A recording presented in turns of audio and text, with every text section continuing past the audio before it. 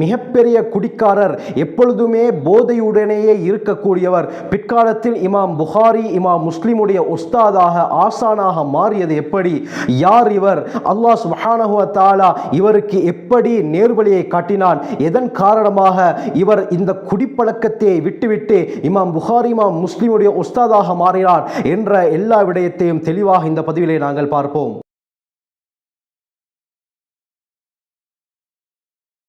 அல்ஹம்துலில்லாஹி ரப்பில் ஆலமீன், வஸ்ஸலாத்து வஸ்ஸலாமு அலா ரசூலில்லாஹி அம்மா பஅத். கண்ணியத்திற்குரிய இறைவனின் நல்லடியார்களே, அல்லாஹ்வின் சாந்தியும் சமாதானமும் என்றென்றும் நம் அனைவர் மீதும் உண்டாவதாக. உலகத்திலே பிறக்கக்கூடிய ஒவ்வொரு மனிதருக்கும் திருந்துவதற்கு அல்லாஹ் சுப்ஹானஹு வ தஆலா ஒரு வழியை கொடுப்பான். அந்த வழியை எடுத்துக்கொண்டவர் பாக்கியம் பெற்றவர். இதற்கு முன்னாலும் மிகப்பெரிய வழிப்பறி கொள்ளையர், மிகப்பெரிய திருடர் எப்படி இமாமுல் ஹரமைன், மக்கா மதீனாவுடைய இமாமாக மாறினார் என்ற விடயத்தை நான் பேசியிருந்தேன். ஃபுதைல் இப்னு இயாத் ரஹ்மத்துல்லாஹி அலைஹி அவர்கள் எப்படி திருடராக இருந்து மக்கா மதீனாவுடைய இமாமாக மாறினார் என்று நான் பேசியிருந்தேன். அந்த வீடியோவுடைய லிங்க் நான் கீழே டிஸ்கிரிப்ஷன் பாக்ஸில் தருகிறேன், செக் பண்ணி பார்த்துக் கொள்ளுங்கள். அதிகமான பிரயோஜனங்களை நீங்கள் அடைந்து கொள்வீர்கள்.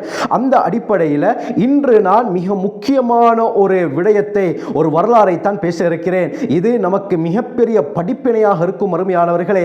வரலாறு தானே, சம்பவம் தானே என்று அதை நாங்கள் துச்சமாக கருதக்கூடாது. இதில் மிகப்பெரிய படிப்பினை இருக்கிறது. பஸ்ராவுல ஹிஜ்ரி 2வது நூற்றாண்டுல அபு அப்துர் ரஹ்மான் அப்துல்லா பின் மஸ்லமா பின் அப்துல்லா அல் கானபி என்ற ஒரு மனிதர் வாழ்ந்து வந்தார்.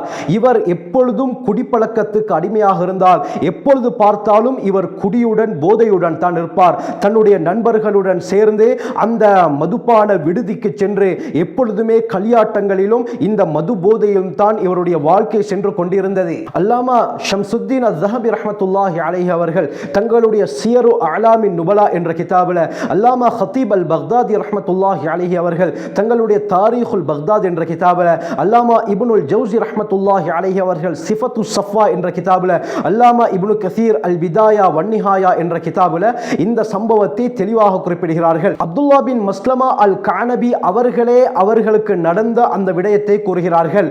ஒரு நாள் நான் என்னுடைய நண்பர்களுடன் மதுபானை விடுதியிலே அமர்ந்து மதுபானத்தை குடித்துக் கொண்டிருந்தேன். இந்த சந்தர்ப்பத்தில் அப்துல் அசீஸ் பின் அபி ஹாசிம் ரஹ்மத்துல்லாஹி அலைஹி என்ற பெரியார் அந்த பக்கத்தால் நடந்து சென்றார், எங்களை கடந்து சென்றார். இந்த சந்தர்ப்பத்தில் எங்களுடைய நண்பர்களில் சிலர் அவரை ஏச ஆரம்பித்தார்கள், சிலர் அவரை பரிகாசம் செய்ய ஆரம்பித்தார்கள், சிலர் எழுந்து போய் அவரை ஏச ஆரம்பித்தார்கள். இந்த சந்தர்ப்பத்தில் நான் என்ன செய்தேன் தெரியுமா? எழுந்து அவரிடம் போய் அவரை நான் அடிக்க ஆரம்பித்தேன். அந்த அளவுக்கு நான் போதையிலே இருந்தேன். போதையிலே இருந்த சமயம் அந்த பெரியாரை நான் அடிக்க ஆரம்பித்தேன். இந்த சந்தர்ப்பத்தில் அப்துல் அசீஸ் பின் அபி ஹாசிம் ரஹ்மத்துல்லாஹி அலைஹி அவர்கள் என் பக்கம் திரும்பி ஒரு விடயத்தை சொன்னார். என்னுடைய உள்ளம் அப்படியே நடுநடுங்கி விட்டது. என்ன தெரியுமா சொன்னார்? யா ஹாதா, இன்னவனே ஜலஸ்த மஜ்லிசன் மா யஜ்லிசுஹு ذو عقل ولا முருஆ, மனித நேயம் இருக்கக்கூடியவர்கள், புத்திசாலிகள் அமராத ஒரு சபையிலே நீ அமர்ந்திருக்கிறாய். இந்த இடத்திற்கு மனித நேயம் இருக்கக்கூடியவர்கள், புத்திசாலிகள், அறிவாளிகள் வரமாட்டார்கள். இது மடையர்கள் இருக்கக்கூடிய இடம், மனித தன்மை இல்லாதவர்கள் அமரக்கூடிய இடம். இப்படியாப்பட்ட இடத்திலே நீ அமர்ந்திருக்கிறாய். ஃபத்குர் யௌமன் தகூனு ஃபீஹி அலா ஸிராத்தி பைனல் ஜன்னதி வன்னார், ஒரு நாளை நீ ஞாபகப்படுத்திக்கொள். ஒரு நாள் சுவர்க்கம் நரகத்துக்கு மத்தியிலே போடப்பட்டிருக்கக்கூடிய அந்த சிராத் பாலத்துக்கு மேலால் நீ நிற்பாய். அந்த நாளை நீ ஞாபகப்படுத்திக்கொள் என்று சில வார்த்தைகளை என்னிடத்திலே கூறிவிட்டு அவர் அப்படியே சென்று விட்டார். இவர் கூறுகிறார், அல்லாஹ் மீது சத்தியமாக இந்த வார்த்தைகளை அவர் எப்பொழுது எனக்கு சொன்னாரோ, இக்ஷஅர்ர ஜில்தி, என்னுடைய உடம்பெல்லாம் அப்படியே புல்லரித்து விட்டது.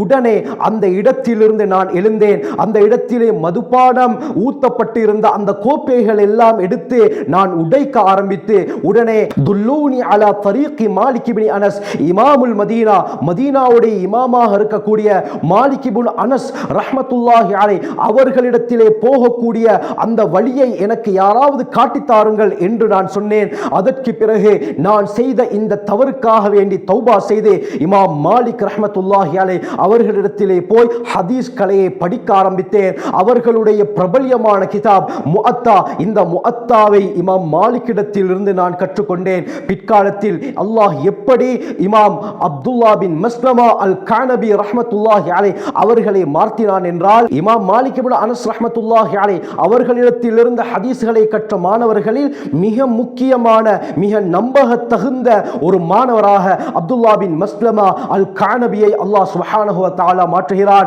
இவர்கள் தௌபா செய்கிறார்கள். தௌபா செய்தவுடன் உடனடியாக சாஃபர இலல் மதீனா, மதீனாவுக்கு சென்று இமாம் மாலிக்கை சந்தித்து முஅத்தாவை கற்க ஆரம்பிக்கிறார்கள். அல்லாஹ் சுப்ஹானஹு வ தஆலா மிகப்பெரிய ஹதீஸ்களை மாமேதையாக அப்துல்லா பின் மஸ்லமா அல் கானபியை அல்லாஹ் மாற்றுகிறான். இமாம் அஹ்மத் இப்னு ஹம்பல் ரஹ்மத்துல்லாஹி அலைஹி, இமாம் யஹ்யா இப்னு மஈன் ரஹ்மத்துல்லாஹி அலைஹி, இமாம் நசாயி ரஹ்மத்துல்லாஹி அலைஹி அவர்கள் அப்துல்லா பின் மஸ்லமா அல் கானபி ரஹ்மத்துல்லாஹி அலைஹி அவர்களை பற்றி சொல்லும் பொழுது சிகத்தும் முத்தகினுன், நம்பத்தகுந்த மிகவும் உறுதியான ஒரு நம்பிக்கையாளர் என்பதாக இவர்கள் கூறுவார்கள். இவர்கள் அறிவித்த எல்லா ஹதீஸ்களும் நம்பகத்தன்மை வாய்ந்தது.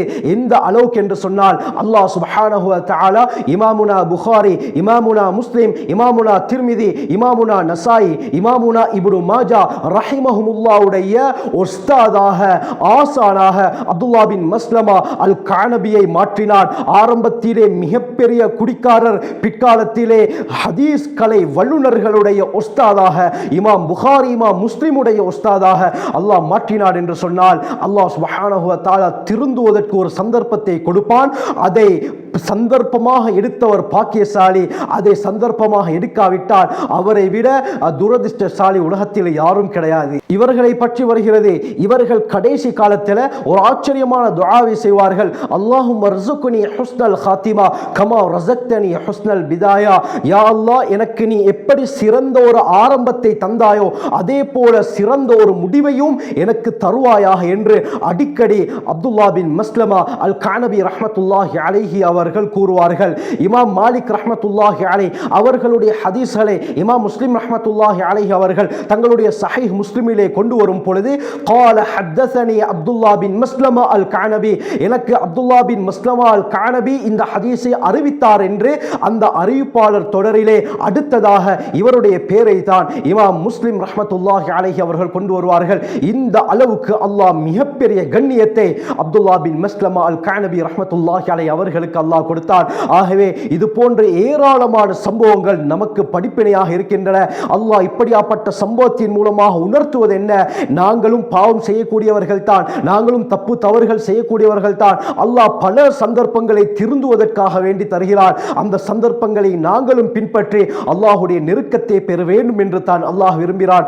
ஆக அருமையானவர்களே, நாம் இப்படியாப்பட்ட சந்தர்ப்பங்களை தவற விடாமல் நாம் செய்த தப்பு தவறுக்கு பாவ மன்னிப்பு கேட்டு அல்லாஹுடைய நெருக்கத்தை பெற்று நல் அமல் செய்து அல்லாஹுடைய பொருத்தத்தை பெற்ற அடியார்களாக அல்லாஹ் நம்மையும் நம்முடைய குடும்பத்தாரையும் நம்முடைய உறவினர்களையும் நம்முடைய பரம்பரையினரையும் நம்முடைய சந்ததியினரையும் பூரா உலக முஸ்லிம்களை ஆக்கியருள்வானாக. ஜஸாக்குமுல்லாஹு கைர். வ ஆகிரு தஅவானா அல்ஹம்துலில்லாஹி ரப்பில் ஆலமீன்.